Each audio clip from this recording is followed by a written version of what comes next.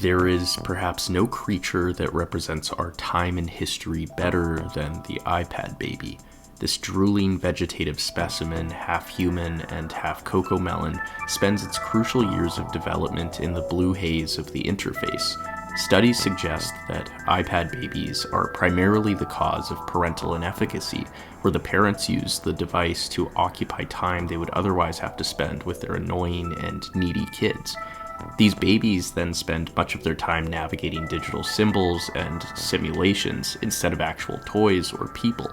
Some researchers note that this has led to a difference in how kids play.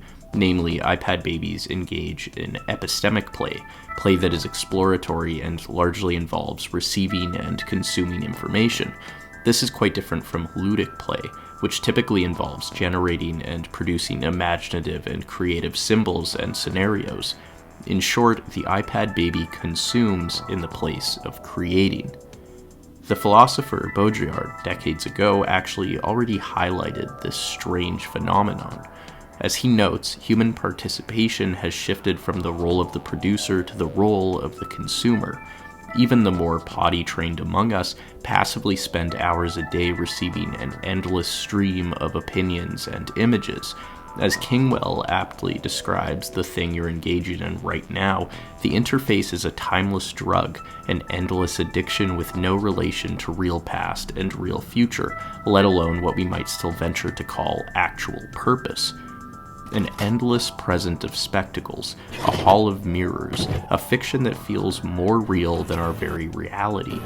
And the worst part is that it actively informs our reality, influencing everything from dating behavior to democratic integrity. But to escape from it, we first need to give it a name, which Baudrillard has so generously already done: hyperreality. Time when man began to think with environment. How did we get here? Andrew Potter expertly unites the works of Bertrand Russell and Rousseau to explain our strange compulsion to scroll. Russell notes that mankind has generally dealt with two misfortunes, those inflicted by nature and those inflicted by other humans. As civilization progresses in terms of limiting those nefarious natural misfortunes, such as floods and famines, our concerns change to dealing with the misery of other people. These miseries, embedded in social hierarchy and power, shift our attention towards status over survival. This is seen in Rousseau's distinction between the two forms of self-love: amour de soi, the sort of dignity and pride we feel when triumphing over the elements, over the amour propre, which is the sort of pride we feel when we have triumphed over someone else in terms of showcasing a higher status. As Potter goes on to argue, many of us in the West rarely have to concern ourselves with survival. Our behaviors rarely impact whether we live or die, and in most cases, the historically significant need for our beliefs to correspond with reality doesn't really matter anymore. Many can hold what he calls luxury beliefs, such as climate change denialism, in the comfort of their homes, without ever having to experience intense flooding or smog. As Potter writes, we are free to believe literally anything. None of it really matters. The lights still come on in your house, your car still runs, the grocery stores remain stocked with food. We now spend much of our time and energy engaged in status competitions, signaling our political and social affiliations in the service of our amour propre. Nowhere is this more apparent than in the virtual world, the interface. Our cultural world is composed more and more of simulacra, or simulations of reality. We watch reaction videos to Twitch streams to videos of people playing a simulation. We watch endless TikTok stitches that begin with, "We need to talk about this," in reference to a Twitter thread. This dizzying array of simulacra acts as a hall of mirrors, where the constant layering of representations and symbols obfuscates what is actually real. We live more and more in a world of heuristics, where everything is a slightly reduced and altered version of its actual self. As Baudrillard writes, this leads to the subject becoming a pure screen, a pure absorption and reabsorption surface of the influent networks. Caught up in the spectacle of hate-watching, hot takes, and ratios, the Chronically Online becomes so entrenched in a play of spectacle that increasingly drifts away from the outside, to the point in which the very idea of a shared social reality loses any meaning. This is hyperreality, where our cultural world has been entirely subsumed by the virtual. Social media simply offers more stimulation and spectacle than boring old reality. As argued by Hanno Le, this process is already somewhat played out. Georg Simmel argues that modernity caused the tragedy of culture, in which objective culture came to dominate subjective culture. Here he defines objective culture as the general and abstract, whereas the subjective involves those meaningful experiences that we relate to in day-to-day life. As such processes as urbanization, the division of labor, and the use of money as the main reason behind socializing emerged, individuals became more and more blasé in their attitude. Cities offered a constant stream of stimulation, and people adapted in order to not be constantly overwhelmed. Nowadays, the interface of bright colors, funny sounds, and endless chatter desensitize us even more to the mundane, in the same way that the money of modernity became the sole focus of what was valued. Status now reigns supreme. Although social media used to exist to garnish organic relationships in terms of sharing photos with one's close family and friends, it now exists to service rational relationships that may boost one's status. The hyperreality of the internet has replicated Simmel's tragedy of culture, objective culture in terms of the objective goal of increasing one's followers or likes, has now replaced the subjective culture of meaningful and organic relationships.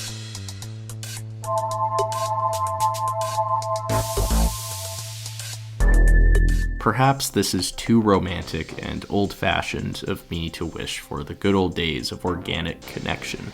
Perhaps I should accept this tragedy of culture. But I also think it's important to highlight the more harmful costs of our hyperreality. As Baudrillard warns, the spectacle that brings people to fully engage in hyperreality comes at a great social harm. Fixed distinctions between social groupings and ideologies implode, and concrete face-to-face social relations recede as individuals disappear in worlds of simulation. With no reference to reality, ideologies become increasingly focused on status competitions.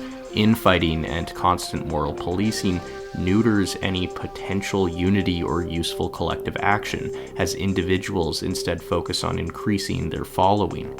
Ideologies implode as any reference to an external reality fades. To understand one another is to only generate more and more chatter, more spectacle, that ironically leads to even more misunderstanding. As Potter writes, the narcissism of minor differences that is the hallmark of healthy democratic politics becomes the pathology of mutual incomprehension. For some, incomprehension has bred resignation. Here we see some entirely giving up on trying to understand. Although this is justifiable in the sense of how seemingly confusing and disorienting hyperreality can be, I would argue that this is also a form of anti-intellectualism that is very much on the rise.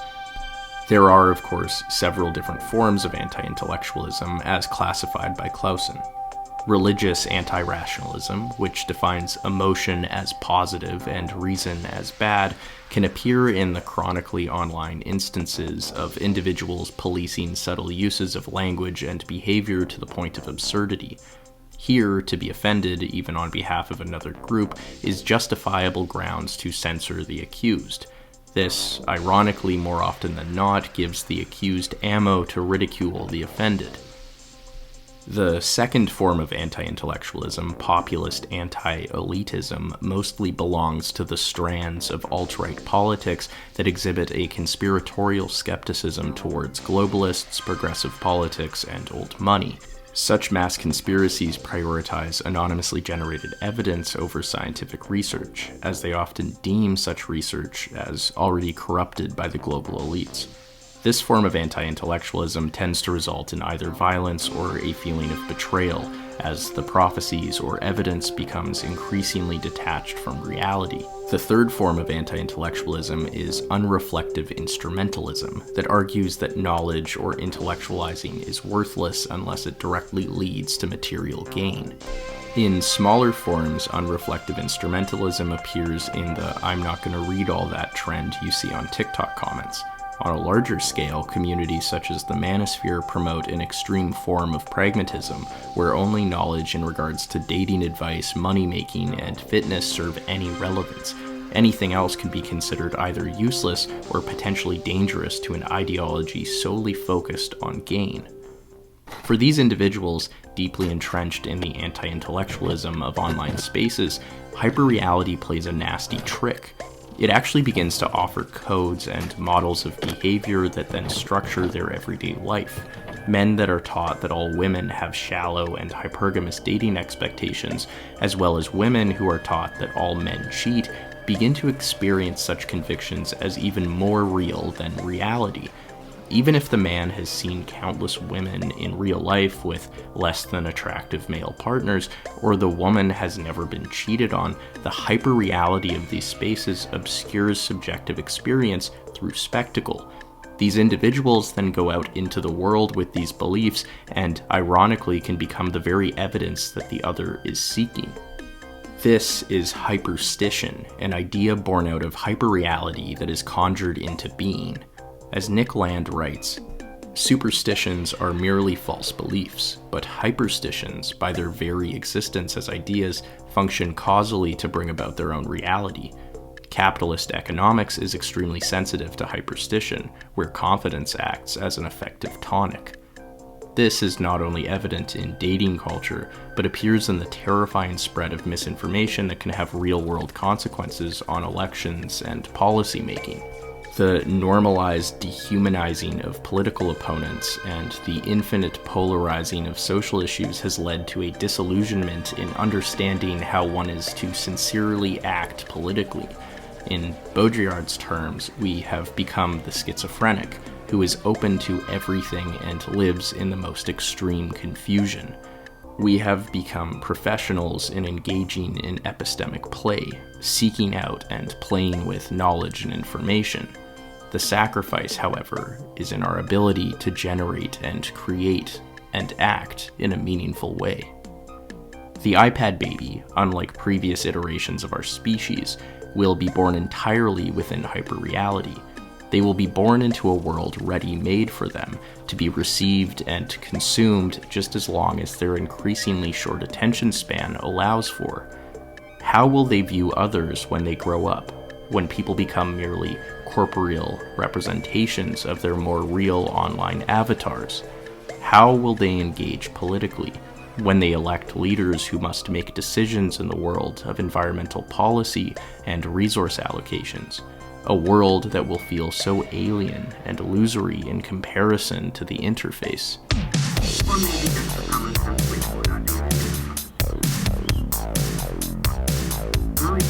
I would give you the cliche advice to get offline, to be better parents and actually hang out with your kids. And yes, we do need to embrace boredom, the banality of organic experience, if we are to reclaim our subjective culture, to talk to your neighbor, to go for a walk. But also, just as importantly, we need to hold the techno-corporations that have knowingly constructed this hyperreality accountable. We need to hold the corporations accountable that make wages so low and working hours so long, to the point in which effective parenting becomes impossible. This will be a juggling act of Herculean difficulty. If the iPad baby is our present, it is its diaper that will be our future.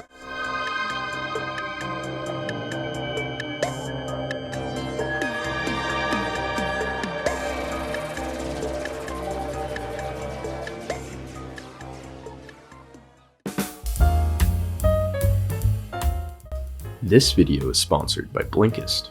I wanted to take a moment to share with you how Blinkist has helped me become who I would like to be this year. As someone who is always looking to better myself, I found that Blinkist's curated collections and best-selling non-fiction books have been an invaluable resource in my self-improvement journey. With Blinkist, I've been able to quickly and easily absorb the key takeaways from books on topics like productivity, leadership, and personal growth. These insights have helped me set more focused and achievable goals, and have given me the knowledge to make meaningful progress towards becoming the best version of myself. This year, I've been really focused on improving my creativity. That's why I've been reading Creativity by Mihai Csikszentmihalyi, which explores the commonalities and development of creative individuals. This book has greatly sharpened my ability to generate new ideas and, just as importantly, new ways of expressing them. Now there's also Blinkist Connect, a new feature which allows every Blinkist premium plan to be shared by 2 different accounts with no additional costs. This enables you to invite a second account to join your plan. If they accept your invitation, the owner of the second account will get complete premium access. This means you can recommend titles and share favorites with each other and get 2 for the price of 1. I highly recommend giving Blinkist a try if you're looking for a convenient way to stay motivated and inspired. Get 40% off Blinkist Premium, only valid until the end of February. Enjoy 2 memberships for the price of 1. Start your 7-day free trial by clicking the link in the description or scanning the QR code.